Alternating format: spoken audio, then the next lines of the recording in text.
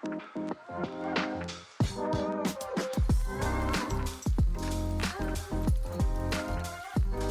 is going on, everybody, and welcome back to Salty Runback, here to be your weekly intake of North American Developmental League of Legends. We are inching closer and closer to March, which of course is the start of that NACL Open qualifier and the kickoff towards the 2025 developmental season, but still a lot of other really cool stuff that has been going on. The Doublelift roster played their first set of scrims, and then played some more after that. We've gotten some really exciting CLOL matches over this past couple of weeks, and some other new news that I think overall will result in a very fun Salty Runback episode ready for you. My name is Grapes, joined alongside Hawk. Hawk, how are you doing today? Grapes, I'm doing great. It's a Monday afternoon. I don't know why that would imply I'm doing great, but it's a Monday afternoon. I don't know. I'm doing well.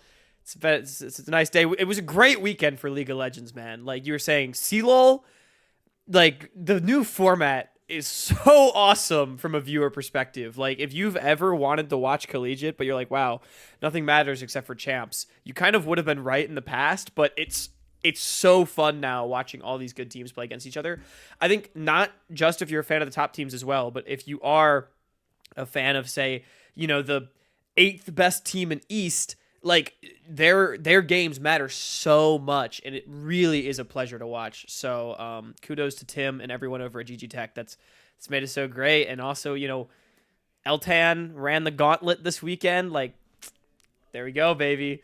I know you probably have mixed feelings about that because your CVLO guys didn't do so hot. I'm not gonna lie, and I know I've been seeing people talking about how it's gonna be like very quiet the rest of the week. I kind of disagree. I feel like the Brazilian fans are still gonna come to cheer people on. But what are your thoughts? I'm actually curious, to be honest with you, if they still come.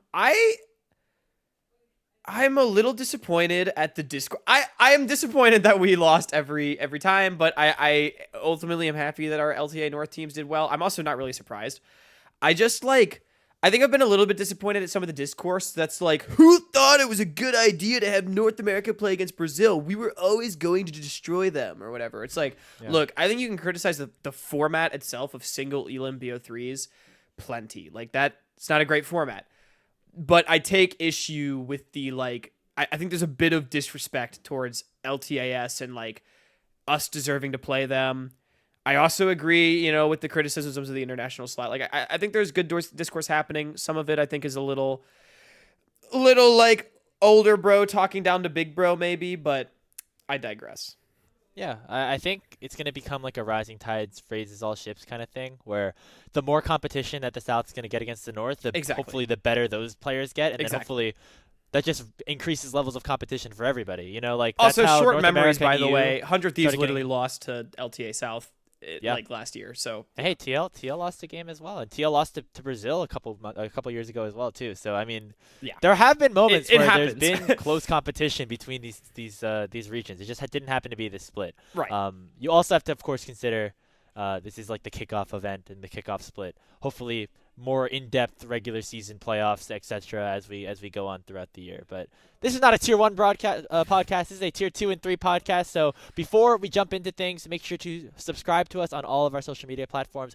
Subscribe to us on the Patreon as well. I know that we've only been doing CLOL office hours so far, but that is going to change this week. We're going to kick off our premieres of 2 of our other shows this week as well. So make sure you subscribe using the link below. And speaking of the Patreon, Hawk, we're actually going to kick things off with our Patreon submitted question.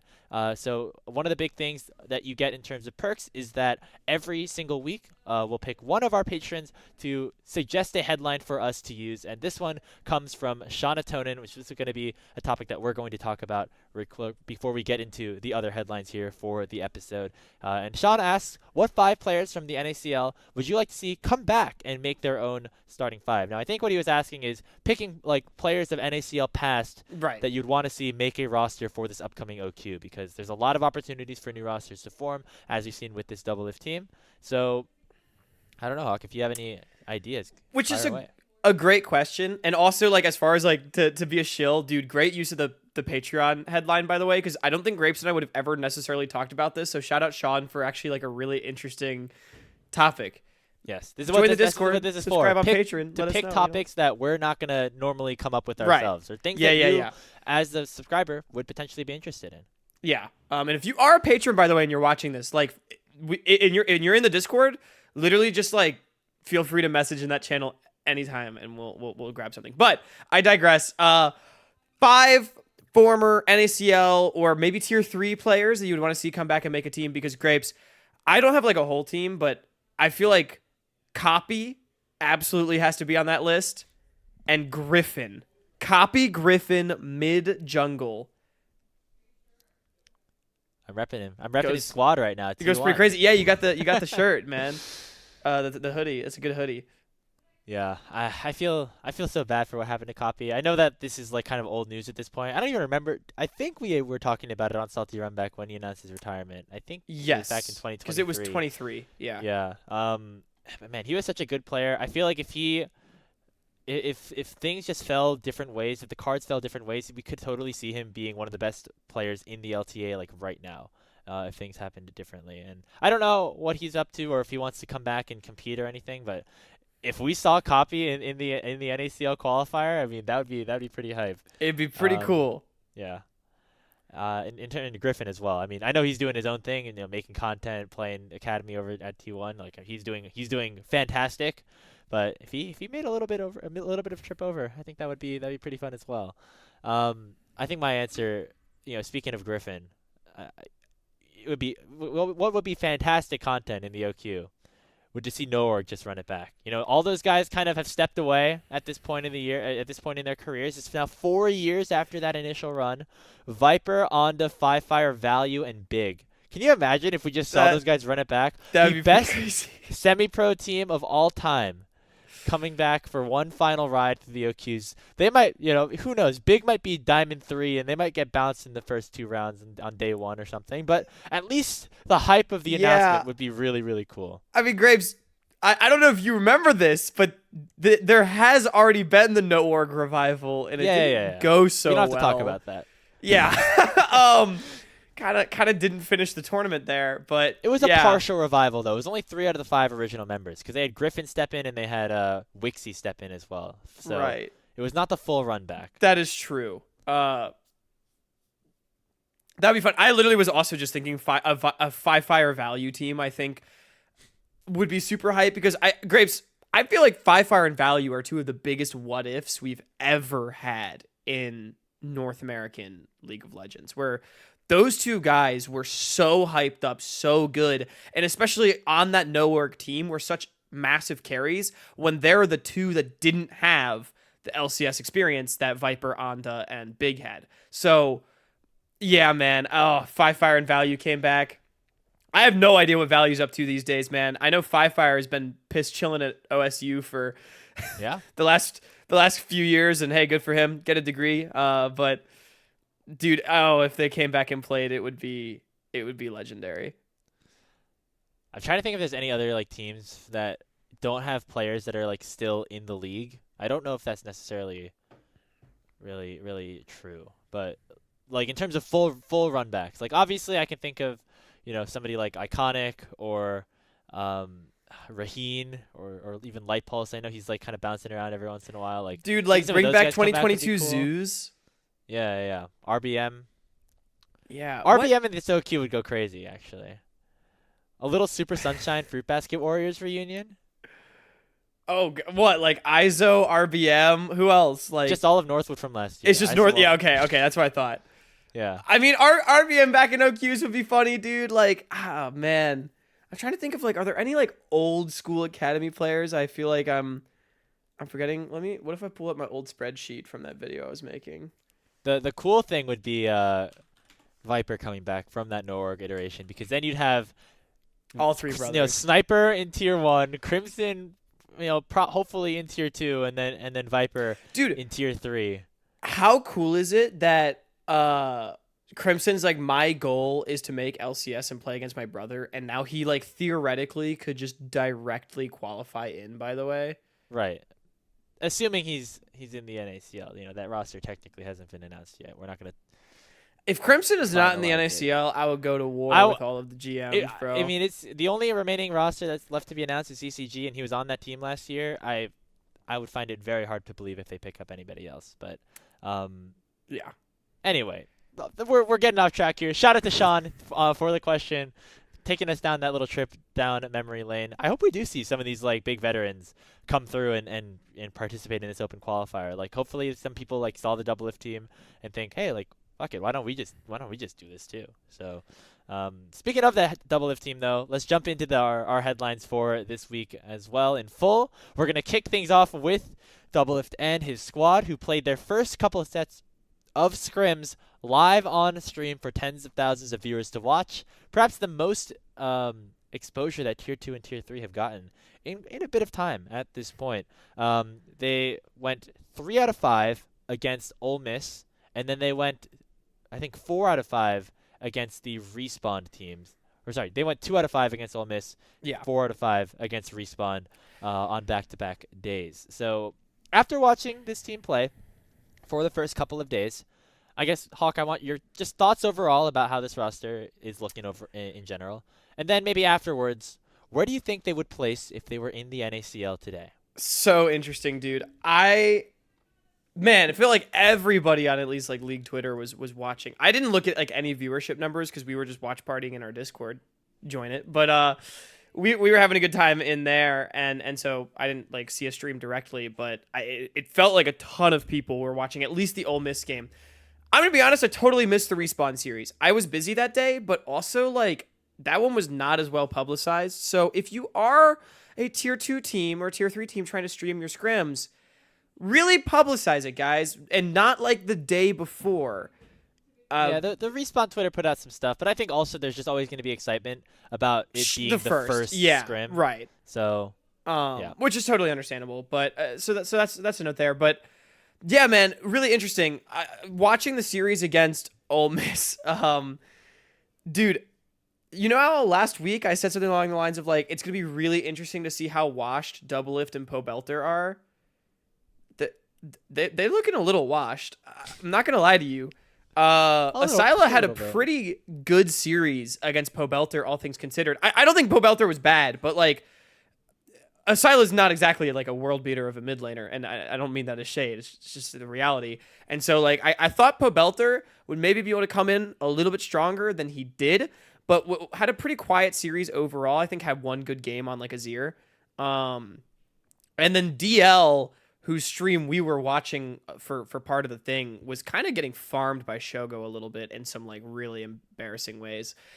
DL had some good plays too. I think laning phase, overall pretty solid from him and Bio. I was actually worried that they might just get like plowed by Shogo and Rhino, who I think very highly of, and they did not, which is I think like a legitimate accomplishment for this bottom lane coming back to competitive play after all this time. But yeah, and also TF played a surprise. Like he's pretty good. He's been fine. So I guess like the takeaways is that this team is both better and worse in like certain ways that like were kind of expected, but also kind of unexpected, you know? The first thing I think I took away is that this definitely is a team that is playing their first day of scrims together. When we were watching that Ole Miss team, that was Ole Miss games, seeing TF play get lane swapped on in the first ever game and getting killed 3 times in a row, hilarious and very, very funny. But yeah, I think overall you could tell that, you know, Ole Miss wasn't like they were drafting to practice. Right? Like these are scrims. Ole Miss was treating it as an actual scrim and not a show match, which is actually really I'm glad they did. Yeah, like there were certain drafts that they were experimenting with. They wanted to test out matchups. Keel played a game where Morgana jungle, and it was very clear that like they put in KJ for 2 games as well. Yeah. It was very clear that winning was not on the top of their minds, which obviously like it shouldn't be, but still being able to pull out 3 out of 5 against this Doublelift team definitely is an impressive feat for them. Man, I think especially after watching the Respawn series a little bit, I caught a couple of games of that one. I think that TF Blade is actually unironically going to be a good top laner in the NACL. Like I think with a couple of weeks of actual practice, like this guy is going to be a top level top laner in the Challengers League. Like he dismantled Stray in a couple of their games. He also like completely like tore apart Lawrence in the one game that I watched of him there as well. And he's on a lot of fighters and things like that. Like I think he's actually going to be really good. He's Solo playing queue meta ranking, picks too. He's looked good on Ambessa. He's yeah, looked good yeah. on Jax. He's looked good on he had another. The Jace was a little rough. He got lane swapped on though. But I feel like solo queue, like in terms of transferable skills over into top lane, especially in like tier 2 and tier 3, like it does carry over very well, like And especially at the lower levels of play. Like you see surely Houston playing play, with 4 high level pros makes the transition so much easier than it definitely. otherwise would be. Like, because TF Blade doesn't have to use his brain. He has 4 others on his team. You know what I mean? Like, Yeah. Um, and yeah, like you think of like Surdy hitting really high ranks in solo queue, Yusin hitting really high ranks in solo queue. Like both of those guys are examples of players who were really good in solo queue, and you see those skills like transferred over into pro play. Obviously, we talked to Surdy, and he said like there are different things I have to learn, especially hitting tier 1. But in the qualifier and in the NACL, I think TF Blade is going to be up there. So I know people were kind of memeing the pick, but I think it's actually going to work out. and Grapes, to kind of set some expectations for this team too, you know. I'm gonna be honest. I think especially after the series against Respawn, having like a solid 4-1. This was already the discourse, but hey, you know, some people like to be doubters. I would be so surprised if this team does not qualify for tier 2. I think the bigger question is, where do they end up in tier 2? Can they become a contender? I still think so much of that relies on how like back into it Pobelter and Doublelift are able to get. If they can play to their peaks, this team will be insane. But like, it's tough because there's a lot of really like, look, non-tier 2 ball knowers look at the names on this team and they think about like the last time they saw them play in LCS and they have certain expectations. But that is not A, the reality of the players we see on this Doublelift team now, and B, the reality of the talent we have here in tier 2 in North America, right? So, I think the series against Ole Miss, they were clearly outclassed, but it was their first time playing together, right? And so I think there's a lot of room to grow from that. I don't know, Grapes, what do you think? My expectation is that they'll be like competitive, but not the best.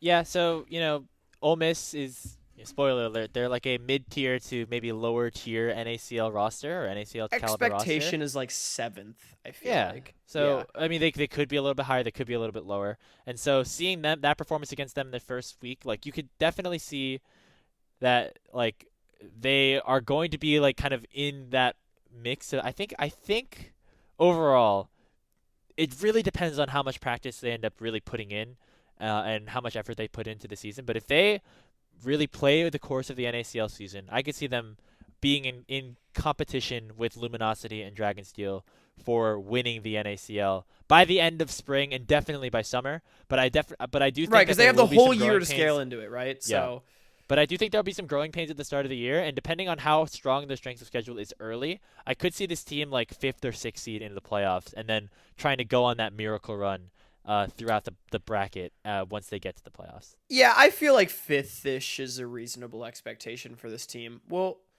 yeah, we'll see, man. It's really hard to say. But I think I have them a little bit higher than you in terms of especially how they can scale towards the end of the split. You're saying That's 5th fair. by the end of the split. I'm saying like probably 3rd by the end of the split.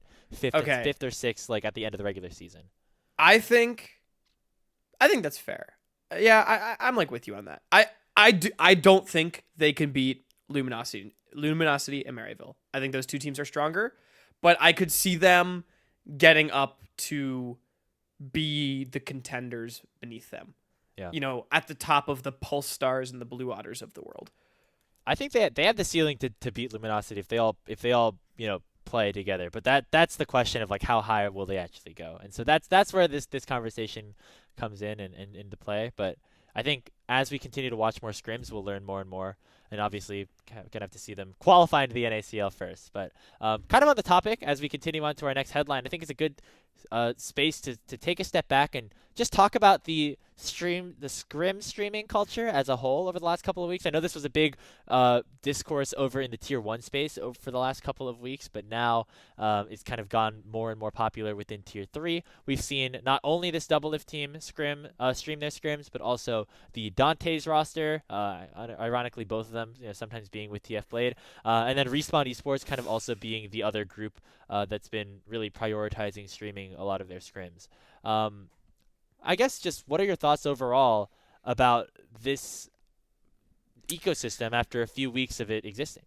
Dude, I think the streamed scrim discussion is really fascinating. I can't remember, Graves. I know we talking about it on the show. I don't think it was Tier 1 actually an discourse. episode, though. Did we not? Okay. No. Because we sort of had some thoughts. It was a very relevant thing. To give my thoughts now, I'm actually going to come in with the take that I think streaming scrims is more beneficial at the tier 2, tier 3 level than it is at tier 1. And by extension, I think it is a really good thing. Like, I think when we're at this more developmental level, yes, of course it's competitive. Yes, we want to win. We're at this more developmental level, and also a level in which I think teams are very empowered to take more. I say teams, but really players are more empowered to take ownership over their own content and brands at tier 2 and 3 than tier 1. A lot don't, but I actually think you have more personal agency as a brand before you get an LCS team, because you're not necessarily representing a company as much, and it's not as PR-y. And so I think the streaming scrims at this level is awesome for that reason.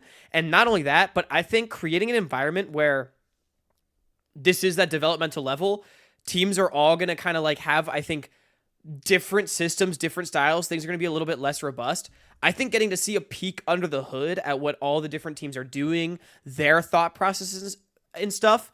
Grapes, you already used the analogy, rising tides raise all ships or whatever. Like, I actually think that is something that can come from like more streaming scrims at this level of play, because I don't think winning is as much the only thing here. And like when there's so much different variation between all the teams, like I just think there's so much opportunity to really see amazing different ideas kind of bouncing back and forth by seeing what different teams are doing at this level of play.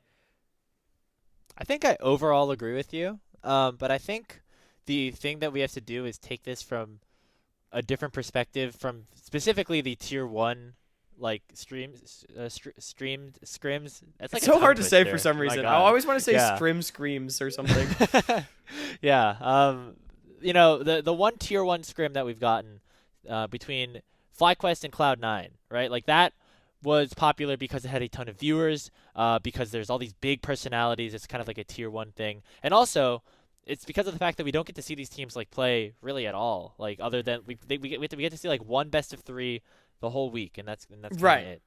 I do think that part of the reason why we are both very excited about the fact that these tier 2 teams are streaming scrims right now is because we are just so starved for content, That's true. and because there is just nothing else going on. I think by the time we get into the thick of the NACL regular season, and there are now 3 days of NACL a week, combined with 2 days of LTA, 2 days of CLOL probably at that point as well.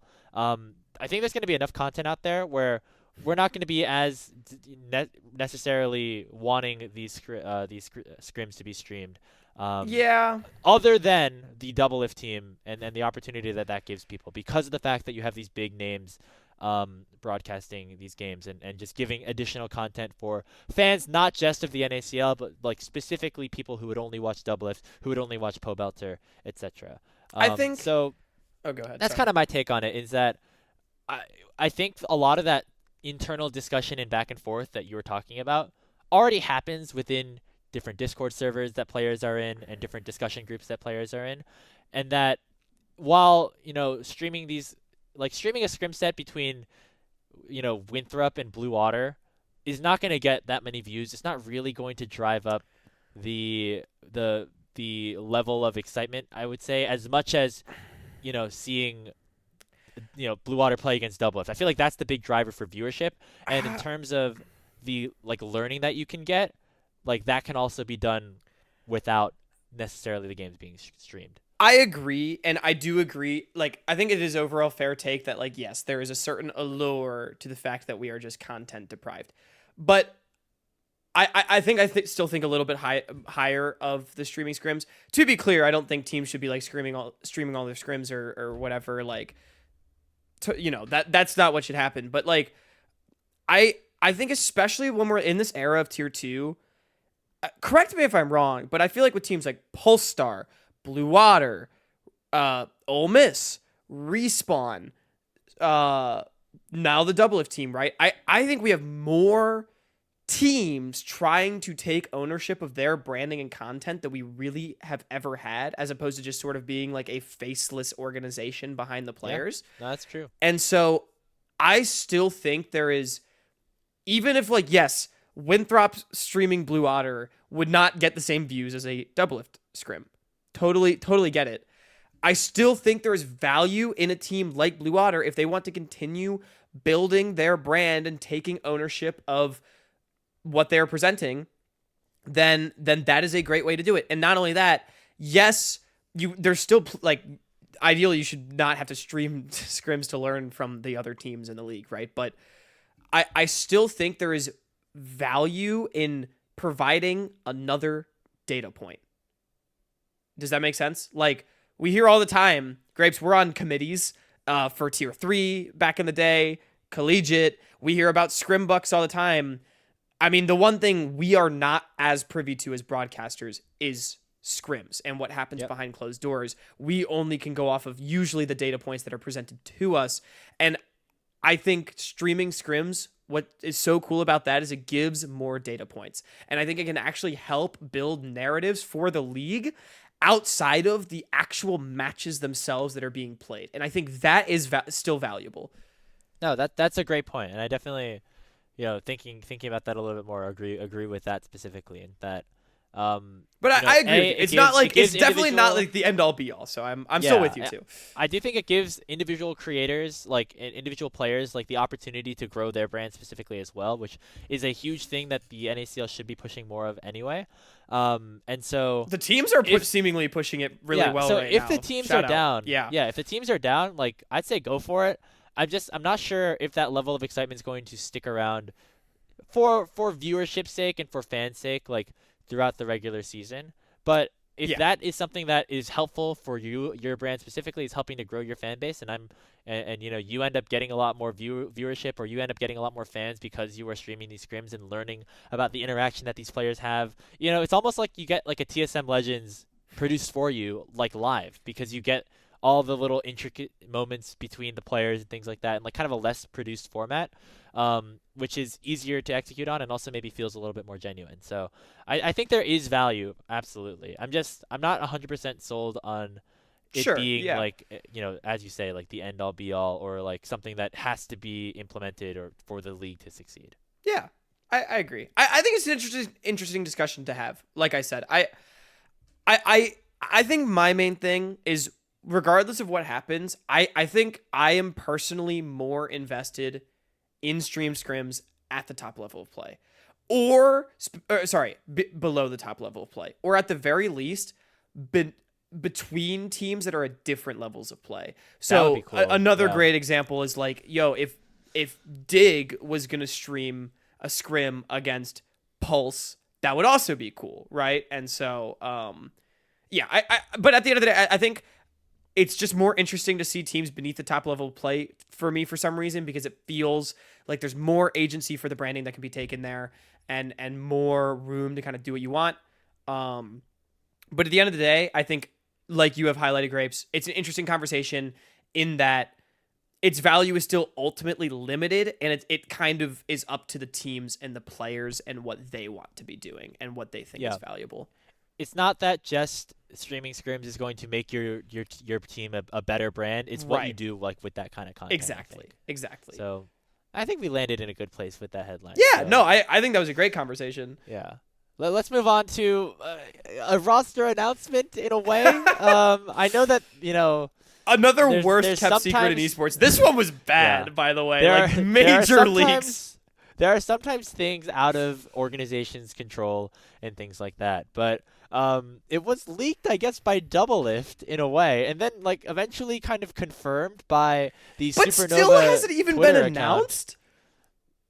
It's weird. But long story short, the Ole Miss roster of Stray, Keel, Asila, Shogo, and Rhino will be playing in the NACL under the Supernova banner for the 2025 Split 1 season. Now, this is a very similar situation as to what happened last year, where 4/5 of the St. Louis University roster got picked up by Wildcard Gaming, and they ended up making it to the top 8 and making it into the playoffs with them. This is the second time that we've seen not specifically a university participate in the NACL, but basically a university roster getting picked up by an NACL organization.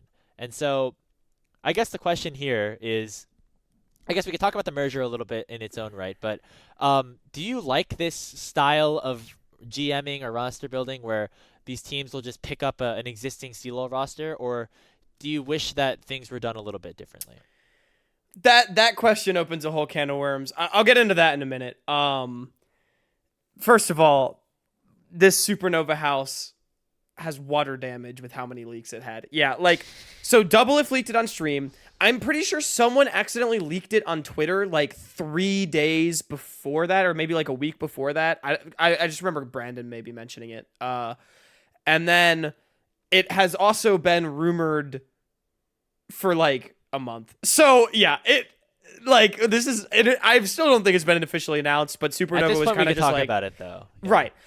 Supernova has at least confirmed it publicly at this point.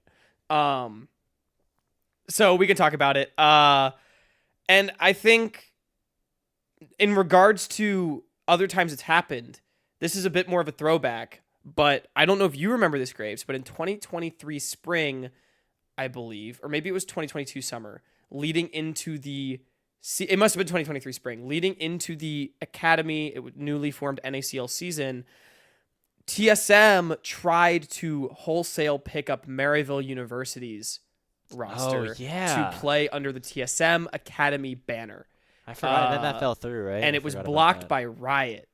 So that also that is the most direct comparison actually to what's happening here, because even that wildcard team at the end of the day could kind of be said it was just like a core of players getting picked up. Like, we've seen all those guys play together. We knew they were all NACL caliber, and it kind of made sense. And then they got a different top laner. Whereas like this is straight up like this is Ole Miss University going to play with Supernova, and I think like, correct me if I'm wrong, but I think like Colomer's involved too. Like it's just that team, which I guess was the same with Wildcard and Deos actually. But regardless, it's interesting. I have very mixed feelings about this, and none of them are really negative. I think lazy is too harsh. Like, I would not say it's lazy, because I don't think this is a bad idea as a GM. Ole Miss is a great team. I would say at like 4 out of their 5 players are very obviously NACL level, and then Asila absolutely can get there. We've seen great things from him. And so like he's the kind of player to take a flyer on, you know? And so I don't hate the roster for that reason. And if you want to put together a team that you think can compete, why not get guys that are established and motivated to play together outside of just the NACL? You know, this is, from talking to Colomer a little bit, one of the most motivated teams in CLOL right now. And, you know, he had a lot of good things to say about how they've been practicing and how their season's been coming along. And so I think for that reason, it makes a ton of sense. But at the end of the day, it is, you know, I think it's just a choice, right? Like, it might not be the most competitive team either, because you are, I think, as Supernova, giving up some of your agency as an organization by kind of outsourcing yourself to another already established org. Does that kind of make sense what I'm saying? I agree with you 100% there. Like, but I don't think that's necessarily a bad thing. It's just like a thing, you know? Yeah, because, for example, like, because you pick up this core of players, like, and say like there's another jungler that you want or another support that you want or something like that, like, it's probably a lot harder to drop a player, especially when you have this agreement in place, and trying to upgrade your roster or things like that comes into play. Like, you're kind of locked into this. Yeah. Yeah. I will say overall, though, that Ole Miss was a team that we would have expected to be a top contender to promote into the NACL if they actually did play through the promotion tournament, which the rumors said that they were going to. So if you were expecting that to happen anyway, I will come in with the take. Sorry, I'm going to come in with a take really quick. If there was 4 NACL spots open right now, Ole Miss would grab one, and I think they're top 3. So I even think if they were playing in this qualifier, it'd be them, Doublelift, and then possible Nightmare. So yeah. Yeah. I think they're definitely in that mix, and I think overall you can compare them very closely to the Winthrop University roster that is also competing in the NACL because we've seen them play very close year in and year out, including just a couple earlier on in the NACC regular season. So I would have those teams kind of on the same tier, and so if you are confident like that, oh, that Winthrop team's going to be at least like an average team. If you're Supernova, this does make a lot of sense. Part of me does wish that like we would be able to see both Ole Miss and like a Supernova roster come into play. But this is a great opportunity for the players, specifically like the opportunity to get paid, specifically the ones that are able to by whatever laws exist with student visas and things like that. I know that they have some crossover there that I'm not fully sure on, but specifically, you think of Kiel and Rhino, like they're going to be able to make a little bit of money by playing with Supernova at the very least. So and just getting the opportunity to play in Tier 2 without having to worry about going to the promotion tournament. Like, this is a absolute, like, 100%, like, if you're Ole Miss, you are thrilled about this. Right. Oh, the yeah. only question is, if you're Supernova, like, do you wish you could have gone some other direction or not, or do you really truly believe in this roster? But, yeah, I think it's going to be very exciting to watch this merger, and specifically, we finally get to see Shogo in the Challengers League. Like, this is something that we've been waiting for so long. Exactly. I think that's another important thing. It's not just Shogo as well with any situations like this, but Shogo is the player we've been talking about now at Grapes for over 2 years in this exact situation. And this has given him the perfect opportunity to finally play in Tier 2 League of Legends. And it could have been anyone. I mean, even I'm thinking about Stray and Asyla. Like they would not have been put in this position had it not been for this opportunity, right? And so I'm very happy for them. And so yeah, I'm looking forward to seeing this team play, and I think they'll be good because at the end of the day, I think I'd be much more critical of this decision if I thought the Supernova team would not be capable of being competitive in this league, which Right. I just don't think is the case. Like I think they will absolutely be competitive, maybe not at the top of the table, but that's fine. And so I am generally pretty excited about this. That's now 3 out of the 7 teams in the Challengers League being basically full CLO rosters. So that's CLO's the very future, exciting. man. CLO, yeah. That's a headline for another day, I think. But Sounds like a good segue into our. Yeah. Yeah, speaking of CLO, actually, we can get into things here as we are wrapping up our final week of regular season play, at least in the regional conferences, the North, South, East, and West. So now that it is Swiss, we have specifically 4 matchups in those conferences between teams that are 4-0 that are going to play against each other for a spot in that number 1 seed, guaranteeing yourself like side selection throughout the entire regional playoffs and putting yourself in a very good position in terms of qualifying for the national championships. Now, the 4 CLO matches that we have that are between the 4-0 teams are in the North, we have Maryville versus UHSP. In the East, you have Western versus St. Clair. In the South, you have St. Thomas against SCAD. And then in the West, you have UCI versus Weber State. Now, these games are all going to be happening on the same day. And if you are a CLO fanatic like myself or Hawk, you'll be having these games kind of on a lot of your monitors while you're also watching potentially the LTA. Question to you. Which one of these 4 games gets the main monitor, and which of the other 3 are kind of left on the side? And Grapes, there's a really obvious answer to this question. I'm sorry, man. I think these matchups will be varying degrees of maybe formalities to very hype, but the extremely obvious answer is Western versus St. Clair College. It is the rematch of East Conference Finals last year, the only game that St. Clair dropped before the national championship. We get it now in week 5 of the regular season in a fairly low-stakes environment. It's a best of 3, and this is pretty much the consensus 8th and 9th best teams in the country, kind of depending on who you ask. So some people might have St. Clair or Western higher, but at the end of the day, like these 2 teams are generally considered to be right next to each other in the power rankings. So it's that match. I really have nothing else to say.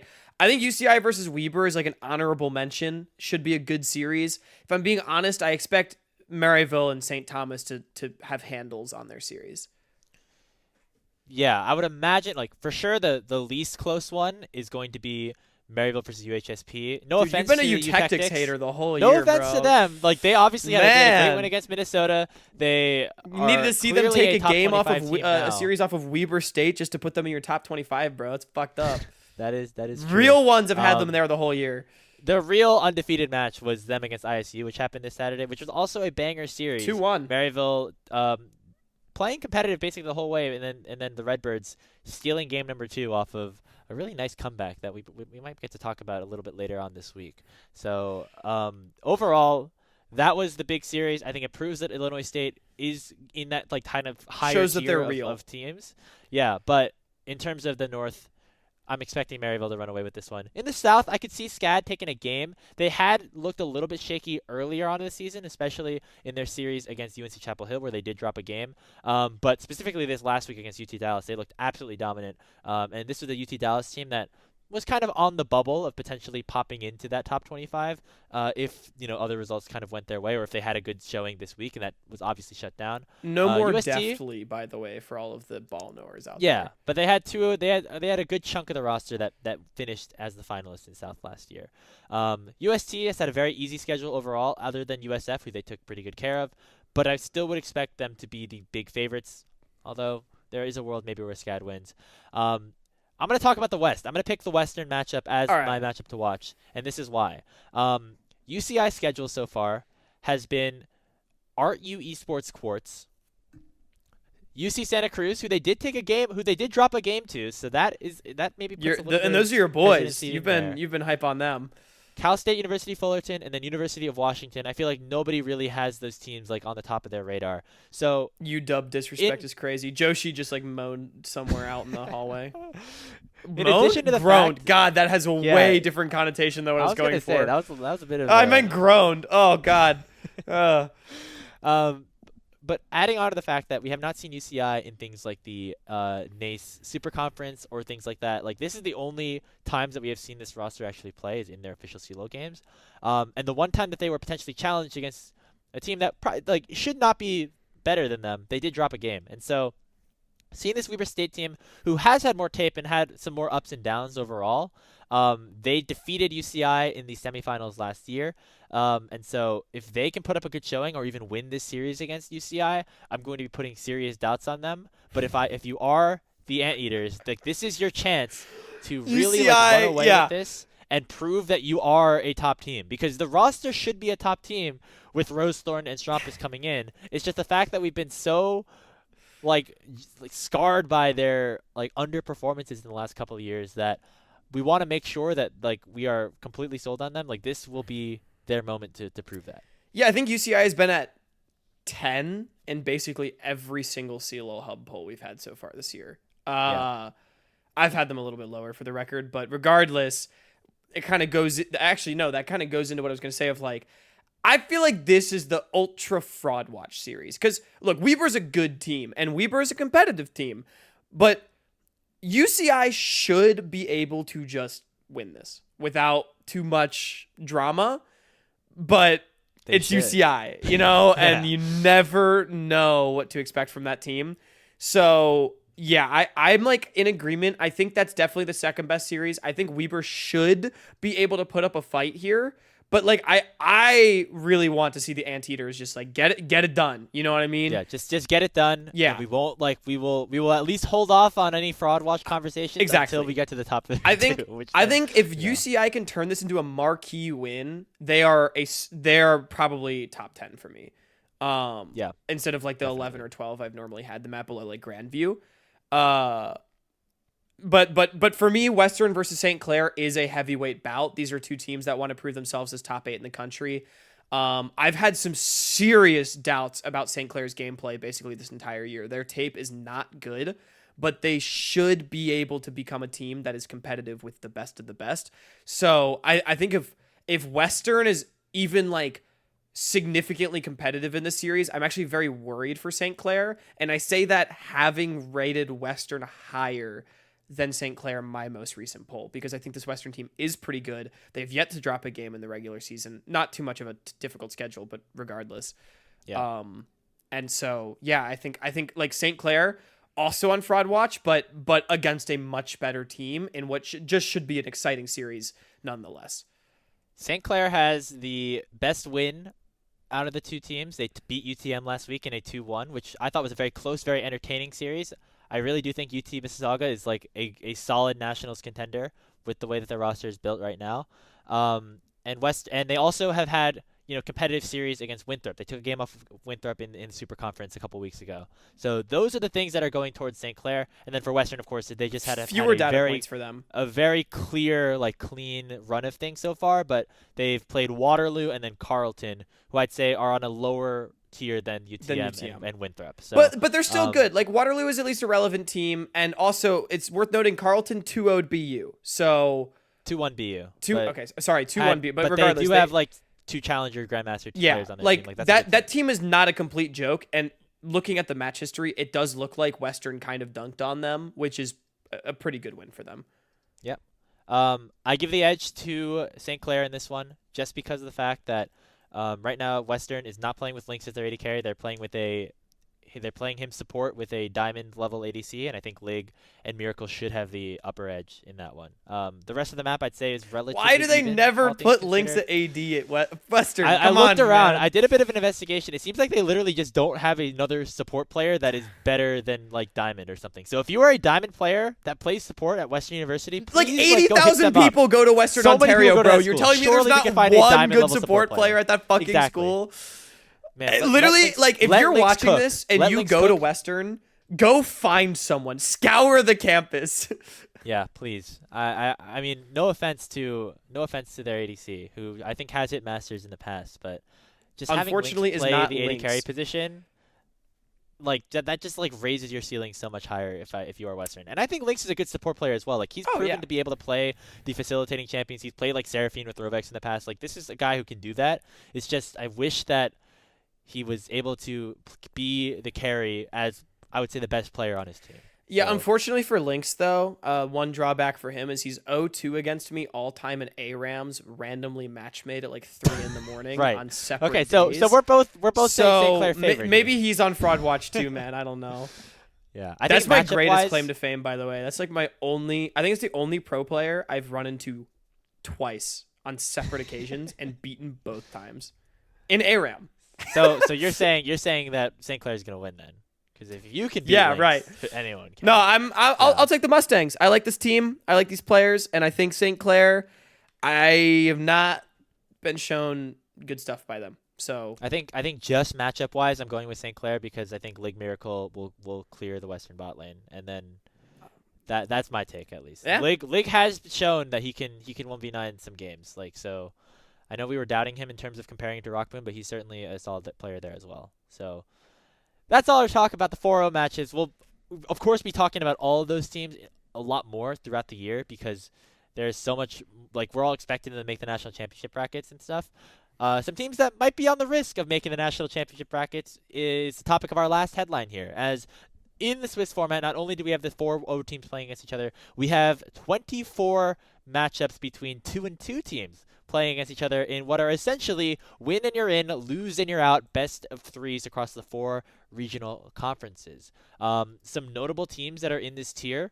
The first one, of course, is actually St. Louis University, who have FF'd a couple of their series, as well as or FF'd one of their series and got FF'd in 2 of their series. So they have played one best of 3 series the entire season, and if they just show up and play against Dakota State, they should be in.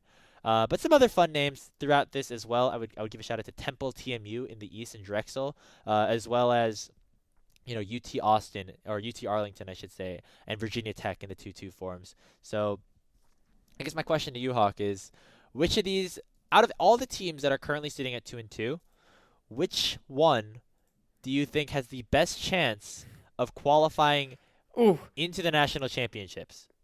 I mean, obvious answer is SLU. For qualifying into the national championships, I want to highlight some like good matches though, which I think like I'm going to be honest, most of the 2-2 teams I think we're not going to see in April, okay?